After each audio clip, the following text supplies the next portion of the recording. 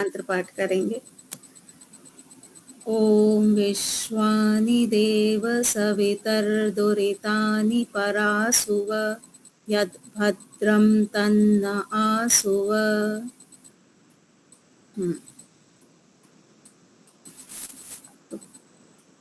पिछले पाठ में किसी को कोई शंका है?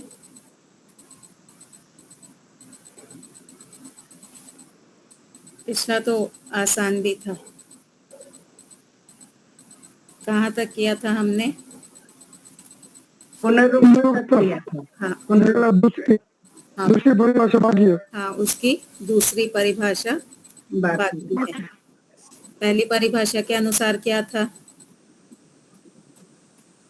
एक ही शब्द को, एक ही वाक्य को बार बार दोहराना बिना मतलब के। हाँ, अथवा उसके अर्थ को अर्थ बार को बार दोहराना। हाँ, अधिक निग्रह स्थान क्या था? उसमें जो पांचावयव होते हैं उनमें से एक कोई अधिक ले लेने का, कोई हाँ, एक अधिक हेतु या अधिक उदाहरण, हेतु दे देना या उदाहरण देना। ठीक। न्यून क्या था? उसमें कोई एक कम ले लेना। हाँ, अप्राप्त काल? अप्राप्त काल में उसका क्रम से नहीं लेना। हाँ, पंचावयव को क्रम से नहीं लेना, उसको आगे पीछे कर देना। अपार्थक? अपार्थक में वो जो उसका विषय से हटकर, नहीं शायद गलत हो गया है। ज्यादा वस्तुएं होती है उसका आगे पीछे कोई संबंध नहीं होता।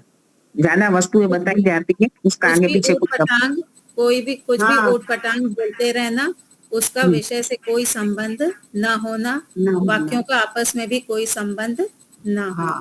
जो कई वाक्य बोलते हैं और उसका आपस में कोई संबंध नहीं होता। हाँ, और न विषय से संबंध होता। विषय से संबंध। चलिए आगे चलेंगे। 139 पेज नंबर।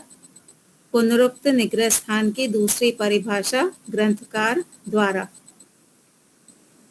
पहला था कि वाक्य अथवा वाक्य के अर्थ को वापस से दोहराना, जैसे शब्द अनित्य है, शब्द अनित्य है, अथवा शब्द का कभी नाश नहीं होता, ये हो गया पुनरुक्त।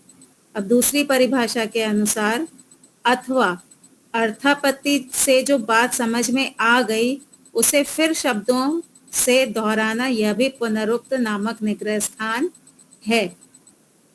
अगर समझ में आ गया कि एक पक्ष सही है, अब दोबारा उसको बोलना कि तुम गलत हो, तो अर्थापत्ति से जो बात सिद्ध हो गई है वो भी हमको दोहरानी नहीं है।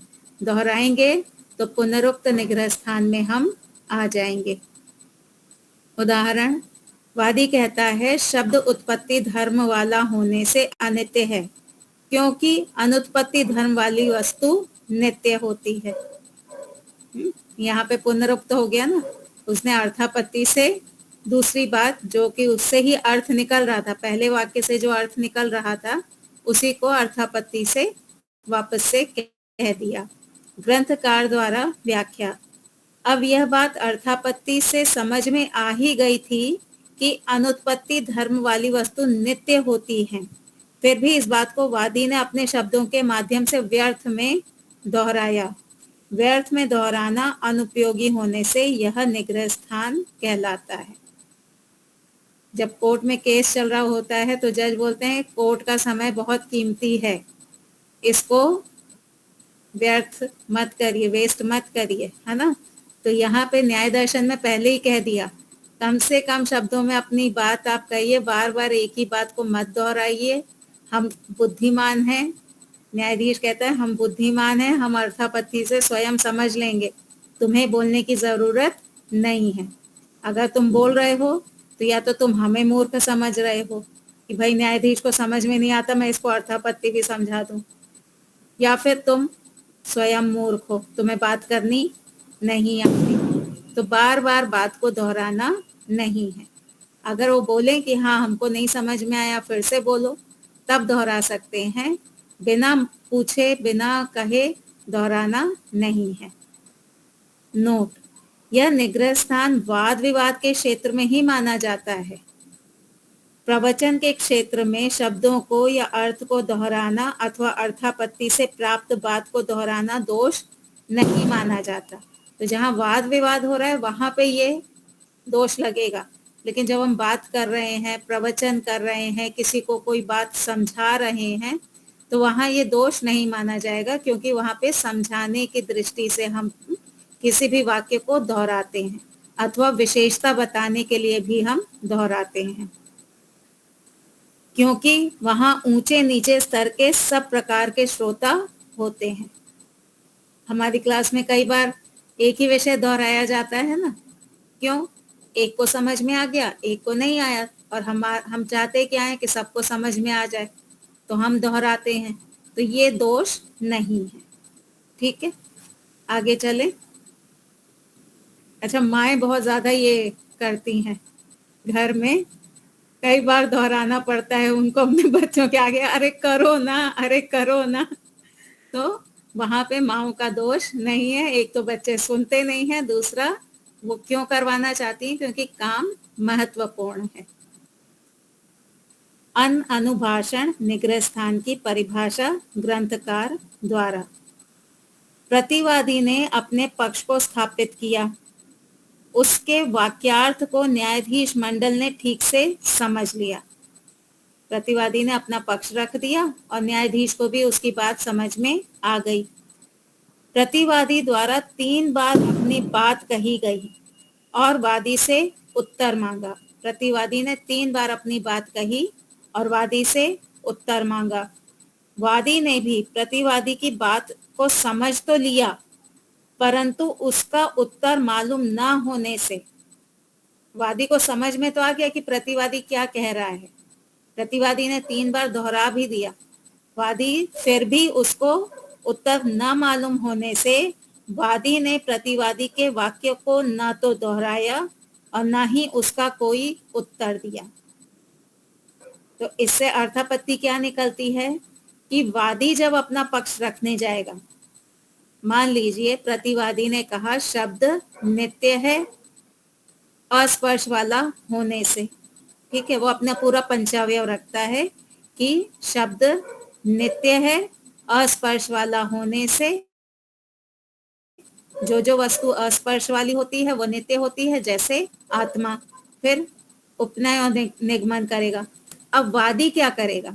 वादी का नियम है कि पहले प्रतिवादी के पक्ष को दोहराए कि न्यायाधीश जी, प्रतिवादी ने कहा है कि शब्द नित्य है, हेतु दिया है अस्पर्श वाला होने से, उदाहरण दिया है आत्मा का। तो जब भी वाद विवाद हो रहा है तो वादी ने जो बात कही है अथवा प्रतिवादी ने जो बात कही है वो वापस से अगले पक्ष को दोहरानी है कि आपने जो ये बात कही है इनमें ये दोष हैं। ये दोहराना नियम है। तो प्रतिवादी के वाक्य को ना तो दोहराया, उसने दोहराया नहीं कि प्रतिवादी ने क्या कहा है, और ना ही उसका कोई उत्तर दिया, न उसने दोहराया और ना ही कोई उत्तर दिया। इस प्रकार से मौन रहना अनुभाषण नामक निग्रह स्थान कहलाता है। एकदम चुप हो जाना, कुछ ना बोलना, तो वो है अनुभाषण निग्रह स्थान। उदाहरण, प्रतिवादी द्वारा स्थापना। शब्द अनित्य है, उत्पत्ति वाला होने से जो जो वस्तु उत्पत्ति वाली होती है वह अनित्य होती है, जैसे घड़ा, घड़े के समान शब्द भी उत्पत्ति वाला है, इसलिए उत्पत्ति वाला होने से शब्द अनित्य है। अब वादी का पक्ष। वादी प्रतिवादी के पक्ष को समझ तो गया, वादी को पता तो चल गया कि इसका पक्ष सही है, कहीं से भी मैं इसका खंडन नहीं कर सकता हूं, परंतु उसका उत्तर मालूम ना होने से वादी मौन बैठा रहा, कुछ नहीं बोला। उसने एक भी शब्द बोला ही नहीं, ना तो उसके पक्ष को दोहराया, प्रतिवादी के पक्ष को दोहराया भी नहीं, और अपनी तरफ से कोई नई बात रखी भी नहीं। ग्रंथकार द्वारा व्याख्या। ऊपर लिखे उदाहरण के अनुसार प्रतिवादी ने अपनी बात को 3 बार दोहराया। उसके वाक्य का अर्थ न्यायाधीश मंडल को भी समझ में आ गया और वादी को भी समझ में आ गया। अब वादी को उसका इसका उत्तर देना था। जब उत्तर दिया जाता है तो दूसरे वक्ता के वाक्य को पहले दोहराया जाता है। ये याद रखिएगा कि सामने वाले ने जो बात कही है वो हमको दोहरानी है कि आपने ऐसा ऐसा कहा है। दोहराने से एक तो क्या होता है ना, क्लैरिटी हो जाती है। मान लीजिए योगेश्वरी माता जी ने कोई पक्ष रखा, मेरा पक्ष उससे उल्टा है, तो जब मैं दोहराऊंगी कि योगेश्वरी माता जी आपने ये बात रखी है, तो मान लीजिए कि मैंने कुछ मिस कर दिया है, तो योगेश्वरी माता जी कहेंगी मैंने ये बात भी कही है। तो दोहराने से एक वो क्लैरिटी हो जाती है। दूसरा, मैं अपनी तरफ से तो कुछ नहीं जोड़ रही हूँ, वो भी पता चल जाएगा। तो पहले मैं योगेश्वरी माता जी ने जो पक्ष रखा है उसको दोहराऊंगी, उसके बाद में उसमें कमियां दिखाऊंगी। ये नियम है।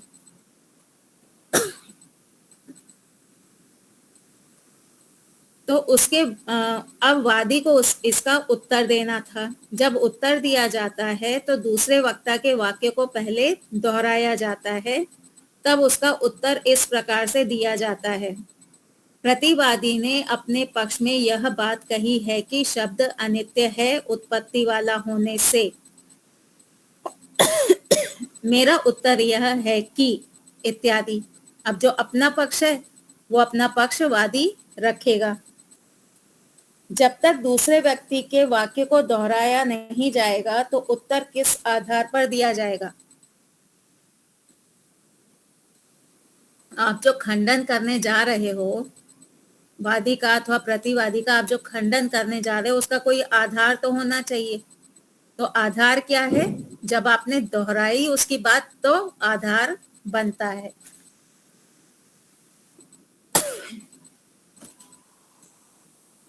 जब तक दूसरे व्यक्ति के वाक्य को दोहराया नहीं जाएगा तो उत्तर किस आधार पर दिया जाएगा? इसलिए उत्तर देने से पहले दूसरे वक्ता के वाक्य को दोहराना पड़ता है ताकि उत्तर ठीक प्रकार से स्पष्ट हो सके एवं दूसरों को आसानी से समझ में आ सके। दोहराने से एक और फायदा होता है। मान लीजिए कि मैंने दोहराया नहीं, मैंने खंडन करना शुरू कर दिया। अब योगेश्वरी माता जी बीच में बोलेंगी ये बात तो मैंने कही नहीं थी, मैं तो ऐसा कहना चाहती थी।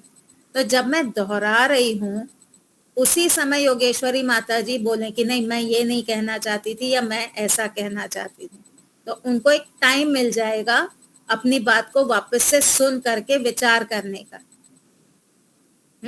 नहीं तो क्या होता है, मैंने खंडन करना शुरू कर दिया, योगेश्वरी माता जी अपनी बात से पलट जाएंगी, मैं तो ऐसा कहना ही नहीं चाहती थी। तो इसलिए दोहराने से पक्का हो जाता है कि आपने क्या कहा था, आप क्या कहना चाहती हैं। ठीक है। जब प्रतिवादी ने अपनी बात को 3 बार दोहराया और उत्तर पूछा तो 3 बार पूछने पर भी वादी ने प्रतिवादी के पक्ष को ना तो दोहराया और ना ही कुछ उत्तर दिया, बस मौन ही बैठा रहा। इससे यह सिद्ध हुआ कि वादी के पास कोई ठीक सा उत्तर नहीं है। उत्तर न होने से तथा उत्तर न देने के कारण वादी का पक्ष झूठ सिद्ध हो गया, अर्थात वादी हार गया। इसलिए इसे निग्रह स्थान कहते हैं। इसमें वादी का दोष है। इसमें प्रतिवादी का भी हो सकता है और वादी का भी हो सकता है। ठीक है, स्पष्ट हो गया? तो इससे हमने वादी का भी दोष हो सकता है, प्रतिवादी का भी दोष हो सकता है। जिसने नहीं दोहराया, जो मौन जैसे बैठा रहा। जैसे यहाँ पर प्रतिवादी का दिया है कि प्रतिवादी हाँ, ने बोला पहले, तो वहां पर वादी का भी तो रख सकते हैं हाँ, ना, तो हाँ, दोनों का ही रख सकते हैं। दोनों का ही हो सकता है। यानी दोनों ही पक्षों को दोहराना है। जो नहीं दोहराएगा या जो भी पक्ष मौन रह जाएगा उसका दोष माना जाएगा। ठीक है। हम्म हम्म हाँ, जरूरी नहीं कि हर बार प्रतिवादी का पक्ष ही गलत हो। हाँ, हमने वादी प्रतिवादी केवल पहला पक्ष दूसरा पक्ष इस नाम से दिया है। वादी सही हो प्रतिवादी गलत हो यह हर बार नहीं होगा। कभी वादी भी गलत हो सकता है, कभी प्रतिवादी भी गलत हो सकता है। प्रतिवादी यानी वादी के सामने अपना पक्ष रखने वाला व्यक्ति। अब मान लीजिए वादी कहे ईश्वर साकार है, तो उसका प्रतिवादी कौन हो जाएगा? ईश्वर निराकार है। तो यहाँ प्रतिवादी सही है ना।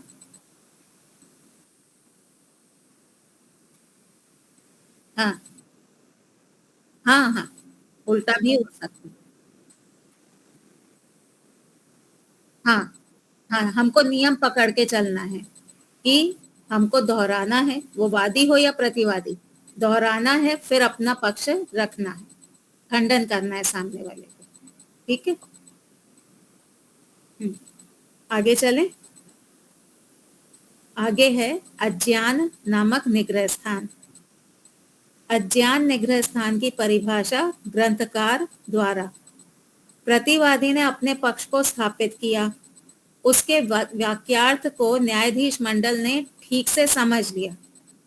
प्रतिवादी ने अपना पक्ष रखा और न्यायाधीशों को भी उसका पक्ष समझ में आ गया। प्रतिवादी द्वारा 3 बार अपनी बात कही गई और वादी से उत्तर मांगा। वादी प्रतिवादी की बात को समझ ही नहीं पाया। यहाँ पे क्या हुआ कि वादी जो है उसको समझ में ही नहीं आ रहा है कि प्रतिवादी कहना क्या चाहता है। पिछले वाले में वादी को समझ में आ गया था कि वो क्या कहना चाहता है, लेकिन अब उत्तर ना बनने से मौन रह गया। पर यहाँ पे उसको समझ में आ गया कि यहाँ पे उसको समझ नहीं आया कि प्रतिवादी क्या कहना चाहता है। वादी प्रतिवादी को बात को समझ ही नहीं पाया, इसलिए उसका कोई उत्तर भी नहीं दे पाया और मौन रहा।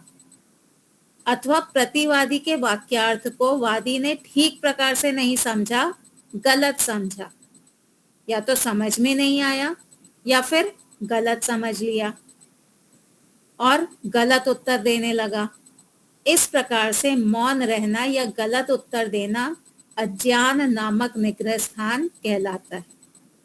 जहां जहां पे आपको शास्त्र समझ में नहीं आ रहे, आपके प्रमाण आदि आपको समझ में नहीं आ रहे हैं, वहां वहां ये अज्ञान नामक निग्रह स्थान लग जाता है। ठीक है, अज्ञान का मतलब समझ में नहीं आया। ठीक है, चलिए उदाहरण देखेंगे। प्रतिवादी द्वारा स्थापना।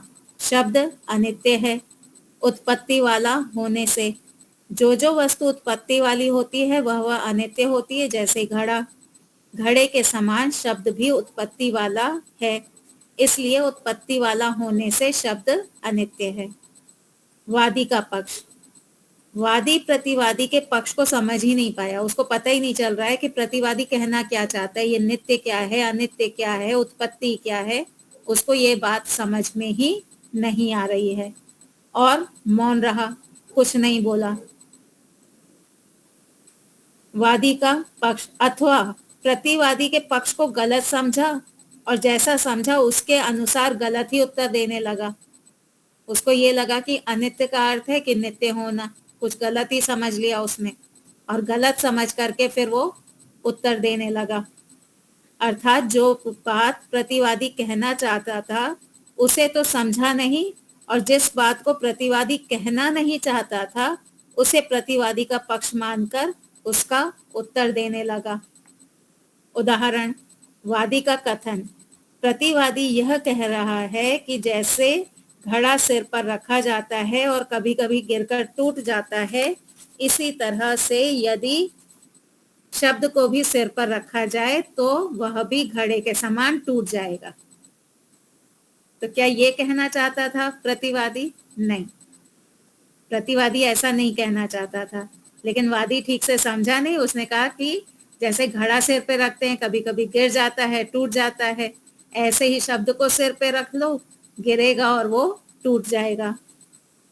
परंतु शब्द तो घड़े के समान कोई ठोस वस्तु है नहीं जो सिर पर रखा जा सके और गिरकर जमीन पर टकराकर टूट जाए। इसलिए प्रतिवादी ठीक नहीं कह रहा है, शब्द तो टूट ही नहीं सकता, इसलिए शब्द नित्य है। उसने कैसे अपनी बात को सिद्ध कर दिया? घड़े को सिर पे रखेंगे, कभी गिर जाएगा, टूट जाएगा, ऐसे शब्द को सिर पे नहीं रख सकते हैं। जबकि प्रतिवादी का हेतु क्या था? सिर पे रखना था, गिरना था, या फिर उत्पत्ति था? प्रतिवादी का हेतु तो उत्पत्ति था, और यहाँ पे वादी ने क्या हेतु ले लिया? सिर पे रखने से और सिर से गिर जाने के कारण घड़ा टूट जाता है। ग्रंथकार द्वारा व्याख्या। जब प्रतिवादी ने अपना पक्ष स्थापित किया और उसके वाक्यार्थ को न्यायाधीश मंडल ने समझ लिया, तो प्रतिवादी ने वादी से कहा, मेरी बात का उत्तर दीजिए।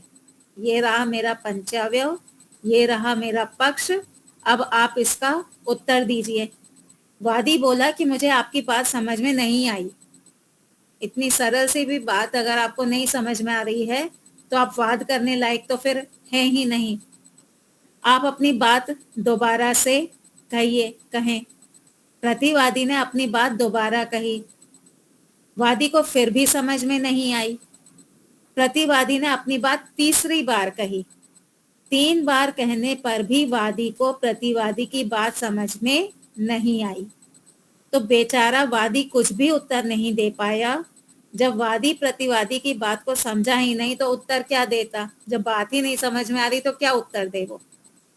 परंतु अनेक बार ऐसा भी देखा जाता है कि प्रतिवादी की बात को वादी कुछ और ही गलत समझ लेता है, और जो बात प्रतिवादी कहना नहीं चाहता था।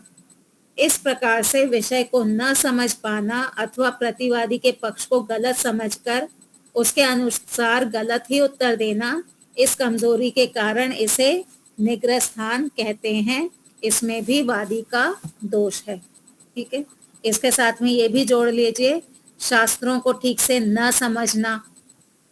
शास्त्र कुछ और कहना चाहते हैं, आप कोई और अर्थ ले रहे हैं। जैसे कहते हैं ना कि शब्दों का तालमेल बैठाना चाहिए, किस शब्द का क्या अर्थ लेना है, वही अर्थ लेकर के आगे चलना चाहिए। जैसे कुछ ये हैं वेद भाष्य वाले लोग, उन्होंने बहुत सारी गड़बड़ कर रखी है। जैसे ईश्वर का एक नाम है अश्व, तो वहां पे अश्व उन्होंने ईश्वर ना लेकर के घोड़ा ले लिया है। तो इस प्रकार से शास्त्रों को न समझना, वेद मंत्रों को न समझना, ये भी अज्ञान नामक निग्रह स्थान में आ जाता है। ठीक है, चलें आगे। जी दीपालिका जी।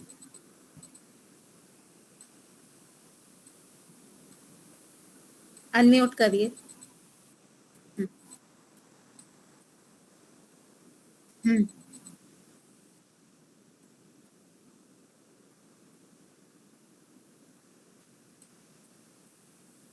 हम्म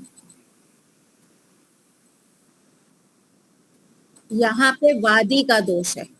यहाँ पर इस उदाहरण में, हाँ हाँ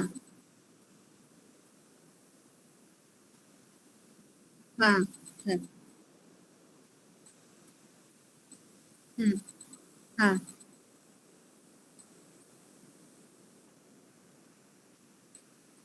हम्म। जो गलती करेगा वो दोषी होगा। गलती वादी भी कर सकता है, गलती प्रतिवादी भी कर सकता है। ठीक है, एक उदाहरण लेते हैं।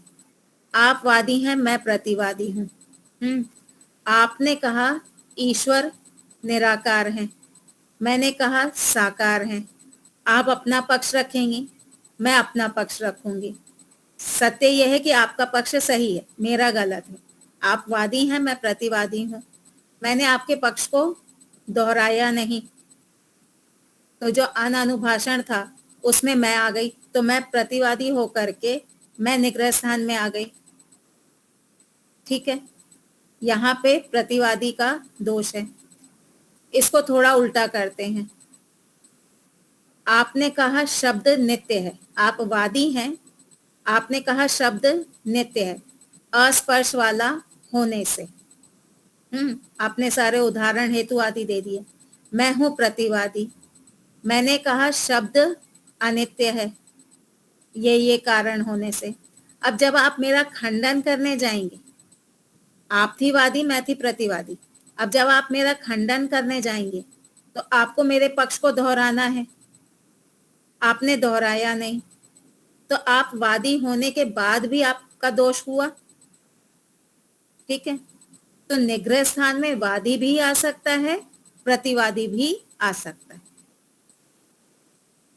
हो सकता है कि हो सकता है, हाँ हाँ हाँ, गलती किसी से भी हो सकती है। कभी कभी ऐसा भी होता है कि सामने वाला, उसका पक्ष सही है, वो जानता है कि मेरा पक्ष वैदिक है, जनता भी जान रही है, लेकिन वो अपनी बात को अच्छी प्रकार से नहीं रख पाया, न रख पाने के कारण उसकी हार हो जाएगी। तो सही होने के बाद भी वो हार सकता है। हम्म हम्म हम्म हम्म, हाँ।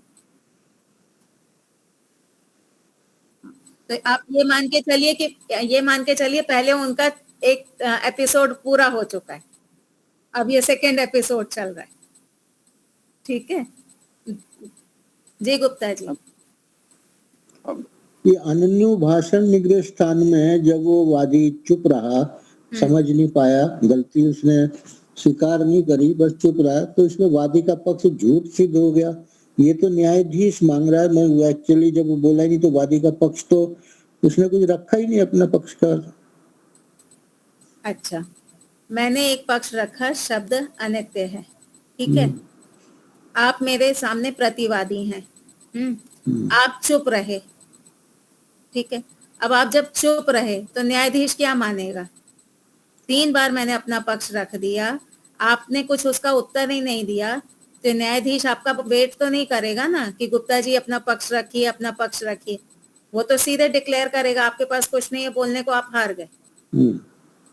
ठीक है, ये समझ में आ गया, वादी हार, उसको डिक्लेयर कर दिया जाएगा हार। हाँ अच्छा, दूसरा ये पूछना है, हर एक में जब ये लास्ट में लिखते हैं ये निग्रह स्थान कहते हैं, एक्चुअली उसमें उसका नाम लिख के लिखना चाहिए नहीं कि अज्ञान निग्रह स्थान है, लास्ट में से उसका कारण बता रहे हैं। जैसे कि अभी ये जो हमने, हाँ, इस प्रकार से विषय को न समझ पाना अथवा प्रतिवादी के पक्ष को गलत समझकर उसके अनुसार गलत ही उत्तर देना, इस कमजोरी के कारण इसे निग्रह स्थान, वो निग्रह स्थान में क्यों आया, किस निग्रह स्थान में आया ये नहीं कह रहे, किस निग्रह स्थान में है वो नहीं कह रहे, निग्रह स्थान में आया क्यों? क्योंकि उसकी कमजोरी है, वो मौन रह गया, क्योंकि उसको एक कमजोरी है, उसको वादी अथवा प्रतिवादी का पक्ष समझ में नहीं आया, इसलिए वो निग्रह स्थान में आ गया। अब क्योंकि वो निग्रह स्थान में आ गया तो वो दोषी है, ये बात कही। ये तो हर एक में ही लास्ट में ये निग्रह स्थान कारण बता के लिखा है, तो जो उसकी टाइप है वो अज्ञान निग्रह स्थान, ऊपर जो यही बोल रहे इस प्रकार से मौन रहना, गलत उत्तर देना अज्ञान नामक निग्रह स्थान कहलाता है, तो लास्ट में वो सिर्फ खाली निग्रह स्थान लिखा है। हाँ, तो इसलिए कह रहे हैं कि वो निग्रह स्थान में आया क्यों, क्योंकि वो मौन रहा।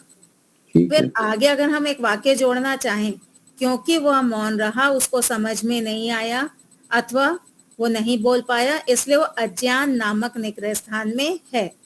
एक वो एक्स्ट्रा लाइन हम जोड़ सकते हैं, लेकिन यहाँ पे कारण बताया कि वो निग्रह स्थान में क्यों आया, क्योंकि वो मौन रहा, क्योंकि उसको पक्ष समझ में नहीं आया, क्योंकि वो अपना पक्ष नहीं रख पाया।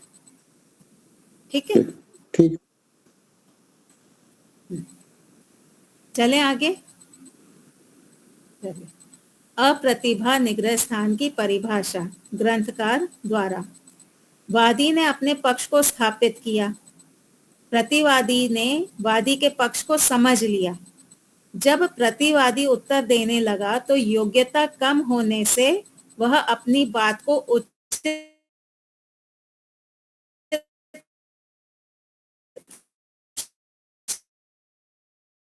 योग्यता कम है, कहा कि घबरा के छोड़ देना वो अलग बात है, यहाँ पे योग्यता कम है।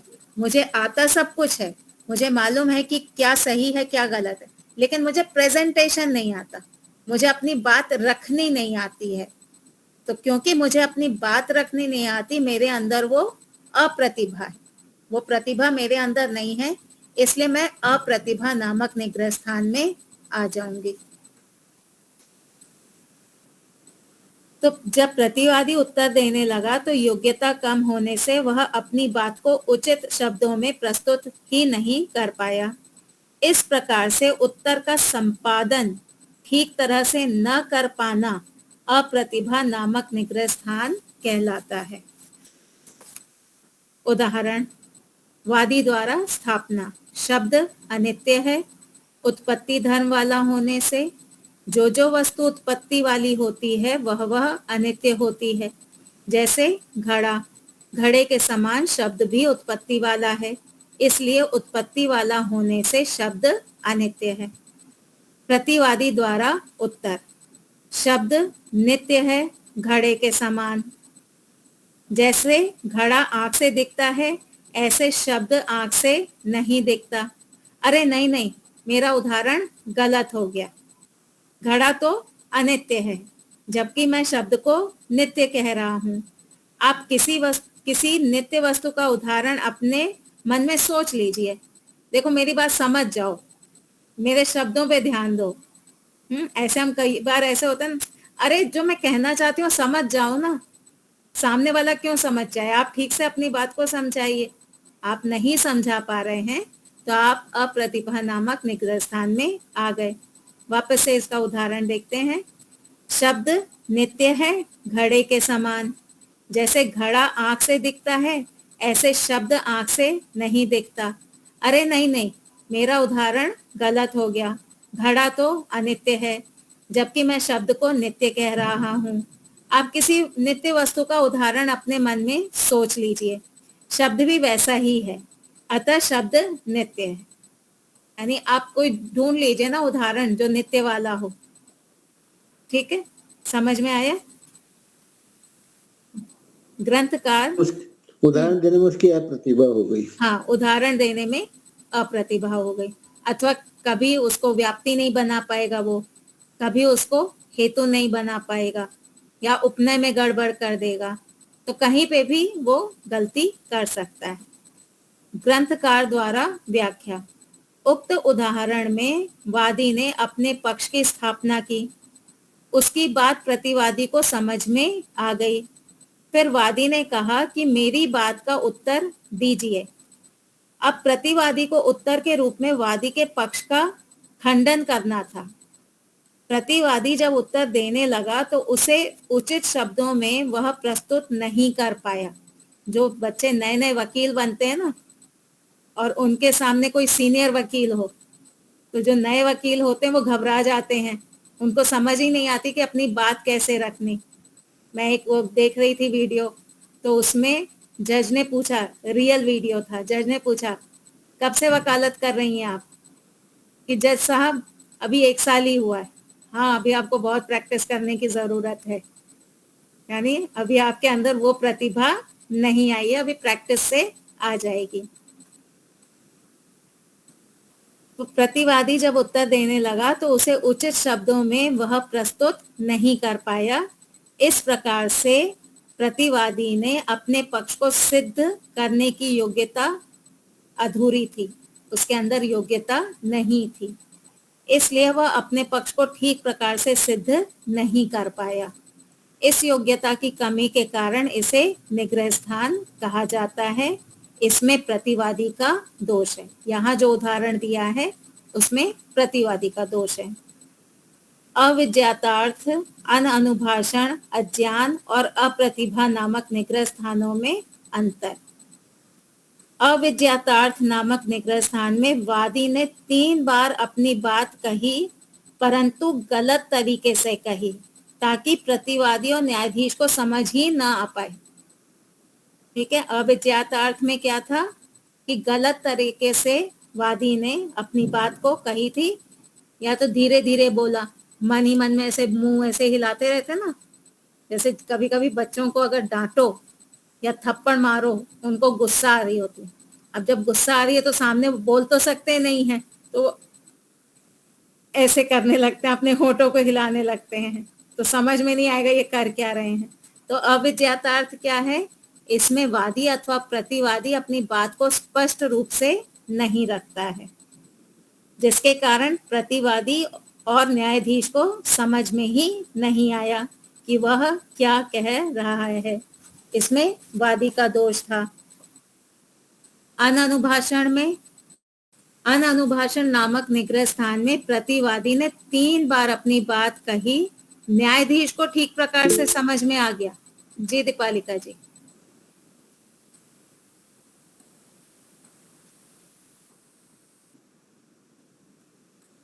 अविद्या तक। हाँ हाँ।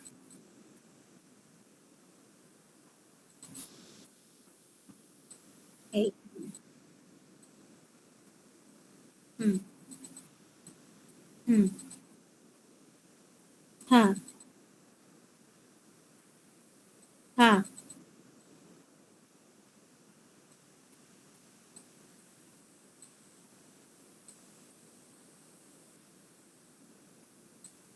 एक बात को ना स्पष्ट कर लीजिए।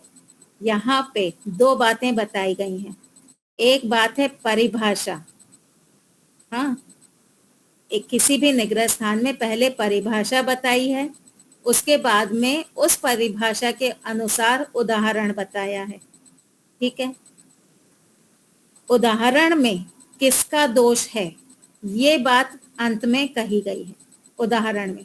अब अगर आप उदाहरण बदल दें तो क्या आप पकड़ करके रखेंगे? नहीं, पुस्तक में उदाहरण में प्रतिवादी का दोष था तो हर बार प्रतिवादी का ही दोष होगा, नहीं पकड़ेंगे ना। आप तो परिभाषा को लेके चलेंगे। परिभाषा के अनुसार कौन दोषी है, अंत में हम उसका नाम देंगे। ठीक है, आ गया समझ में? हाँ हाँ हाँ हाँ। यहाँ पे उदाहरण में किसका दोष?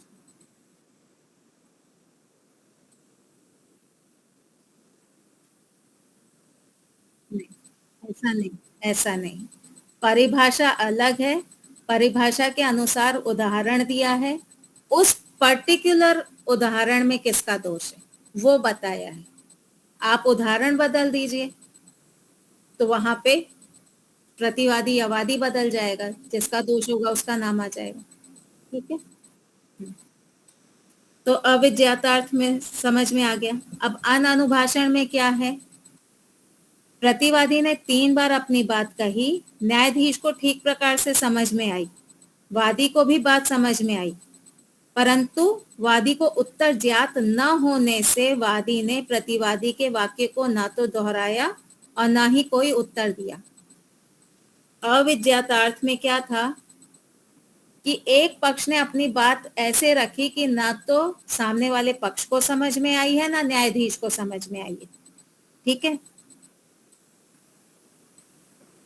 एक ने अपना पक्ष रख दिया, पर बाकी जो 2 लोग हैं, प्रतिपक्षी और न्यायाधीश, दोनों में से किसी को समझ में नहीं आई। लेकिन अनानुभाषण में क्या है? एक पक्ष ने अपनी बात रखी, न्यायाधीश को तो समझ में आ गई, लेकिन दूसरे पक्ष को नहीं पता चल रहा कि क्या बोलना है। अब अज्ञान नामक निग्रह स्थान में प्रतिवादी ने 3 बार अपनी बात कही, परंतु प्रतिवादी के वाक्यार्थ को वादी समझ ही नहीं पाया, इसलिए मौन रहा। अनानुभाषण में समझ तो गया, लेकिन उसके पास उत्तर नहीं था। क्या उत्तर दूं वो नहीं समझ में आया। अज्ञान में दूसरे पक्ष को समझ ही नहीं आया कि सामने वाला कहना क्या चाहता है, परंतु प्रतिवादी के वाक्यार्थ को वादी समझ ही नहीं पाया, इसलिए मौन रहा।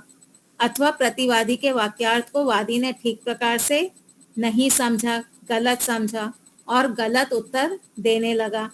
इससे इसमें भी वादी का दोष था। अब अगर दीपालिका जी इसमें ध्यान दीजिए, आखिरी जो वाक्य है इसमें भी वादी का दोष था। तो अगर हर बार वादी का ही दोष होगा तो लेखक इस प्रकार की भाषा नहीं लिखेगा। लेखक लिखेगा इसमें वादी का दोष ही रहेगा, है ना। अगर हर बार वादी ही गलत है तो लेखक लिखेगा इसमें वादी ही दोषी रहेगा। अगर ये लिख रहे हैं कि इसमें भी वादी का दोष था तो आगे कहीं प्रतिवादी का भी दोष हो सकता है। ठीक है।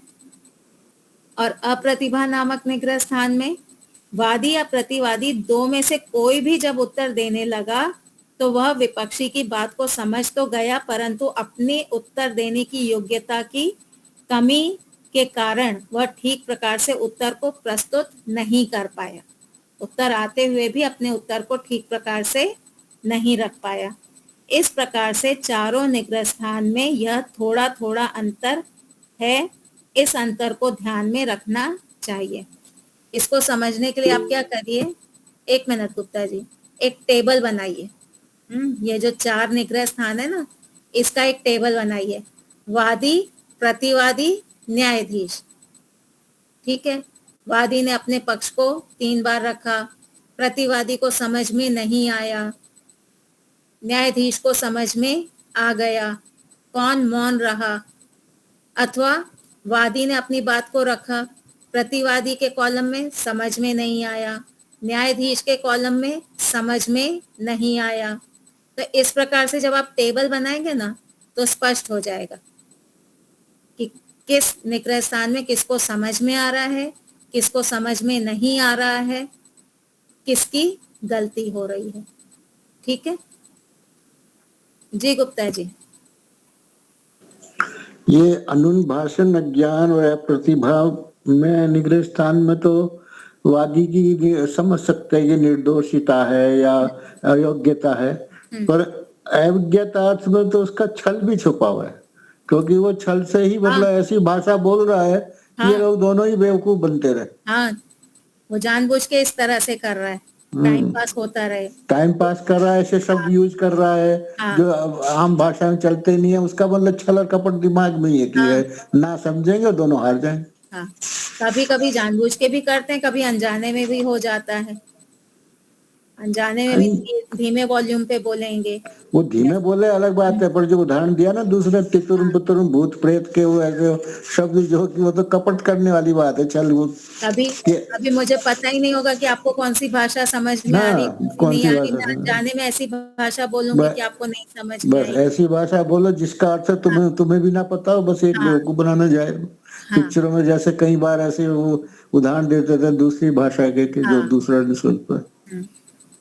आप जो है ये ज्यादातर जो वीडियो देखती हैं उसके जज के, वादी के, प्रतिवादी के, उसमें भी निग्रह स्थान ढूंढती रहती होंगी कि सच में इसमें क्या गलती कर इसने। मैं आपको एक ना उदाहरण देती हूँ। अभी हमारा एक बच्चों को पढ़ा रही थी, तो उसमें लैटिट्यूड और लॉन्गिट्यूड होते हैं ना, उसको हिंदी में क्या कहते हैं पता नहीं, जो अर्थ के लैटिट्यूड अक्षांश और देशांतर। हाँ, तो उसमें एक वाक्य आया कि जो लॉन्गिट्यूड है, they run from north to south, कि वो नॉर्थ से साउथ को जाते हैं। अब वो जो लाइन है वो तो इमेजिनरी लाइन है ना, ऐसे दौड़ते हुए। वाक्य क्या कह रहा है, they run from north to south. अब वो दौड़ते हुए तो नहीं दिखाई दे रहे। अब कोई अगर ये कहे कि साउथ से नॉर्थ को जा रहे हैं तो हाँ, तो जब मैंने पढ़ाया और फिर मेरे मन में ये वाक्य आया, मैंने स्वामी जी से कहा, स्वामी जी ये प्राप्ति समा जाति का उदाहरण है। ये जो उदाहरण है, अगर कोई आपको काउंटर करे, मैंने कहा वो नॉर्थ से साउथ को जाती हैं, आप काउंटर करिए कि साउथ से नॉर्थ को जा रही है, इसमें क्या वो, तो ये जो है ये है प्राप्ति समा जाति। तो मैंने स्वामी जी से कहा कि स्वामी जी ये उदाहरण बनेगा ना प्राप्ति समा जाति का? बोले हाँ बनेगा। तो मैं हर चीज में ढूंढती हूँ कि कहाँ कौन सी जाति बन सकती है, कौन सा निग्रह स्थान बन सकता है। तो स्वामी जी बोले इतना डीपली कोई नहीं सोचता जितना डीपली आप सोचती है ना, कोई नहीं सोचता। तो जब हम इतना सोचेंगे ना तब हमको समझ में आएगा न्याय दर्शन। तो रसोई में भी एक उदाहरण दिया था ना, वहां भी न्याय दर्शन की दृष्टि से आपने सोचा था कि भाई हाँ तो बुद्धि वैसे ही करनी पड़ती कि कहाँ क्या गड़बड़ हो रही है। ठीक है, चलिए दीपालिका जी बोलिए। हाँ हाँ हाँ, देखिए अविज्ञात में क्या था कि मान लीजिए वादी है, वादी ने अपनी बात इस प्रकार से रखी, उसने ऐसी भाषा का प्रयोग किया या अपने बोलने की स्पीच जो वॉल्यूम थी वो इतनी कम रखी कि सामने वाले पक्ष को और सामने वाले न्यायाधीश को उसकी बात समझ में ही नहीं आई। 3 बार इसने बोल दिया, फिर भी दोनों को समझ में नहीं आया। यह है अविज्ञातार्थ नामक निग्रह स्थान। और दूसरा कौन सा? अज्ञान। अज्ञान में ये था कि वादी ने तो अपनी बात रख दी, लेकिन प्रतिवादी को समझ ही नहीं आ रहा कि वादी कहना क्या चाहता है, अथवा वादी जो कहना चाहता है उससे उल्टा अर्थ उसने ले लिया। जैसे वादी कहना चाहता था कि घड़े के समान शब्द अनित्य है, उत्पत्ति वाला होने से, ठीक है। लेकिन प्रतिवादी ने कहा कि घड़ा से, उसने ऐसा सोचा कि वादी कहना चाहता है कि घड़े को सिर पे रखेंगे, वो नीचे गिरेगा, टूट जाएगा, टूट जाने के कारण शब्द अनित्य है। पर ऐसे शब्द को हम सिर पे नहीं रख सकते, वो गिर नहीं सकता, वो टूट नहीं सकता, इसलिए शब्द नित्य है। तो यहाँ पे उसने वादी के अर्थ को समझा ही नहीं, ठीक है।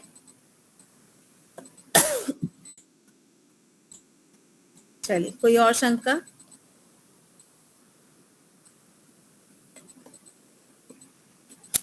तो यहाँ विराम देंगे। चलिए, तो अब हम शुक्रवार को मिलेंगे, शांति पाठ करेंगे जी। ओम द्यौ शांतिरंतरिक्षं शांतिः पृथिवी शांतिरापः शांतिरोषधयः शांतिः वनस्पतयः शांतिर्विश्वे देवाः शांति ब्रह्म शांतिः सर्वं शांति शांतिरेव शांति सामा शांतिरेधि। ओम शांतिः शांतिः शांतिः। सर्वेभ्यो नमः। सभी को नमस्ते, शिवरात्रि।